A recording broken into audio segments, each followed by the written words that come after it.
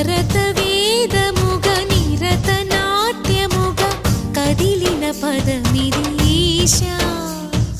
శివని వేదనగా అవని వేదనగా పలికెను పదము పరేశా నీలకంఠరా చాలి పొందరా కరుణతో ననుగనరా నీలకంఠరా శైల మందిరా మొరవిని బదులిడరా నగజా మనోజ జగదీశ్వరా బాలేందు శేఖరా శంకరా భరత వేదముగ నిరత నాట్యముగ కదిలిన పదమిది ఈశా శివని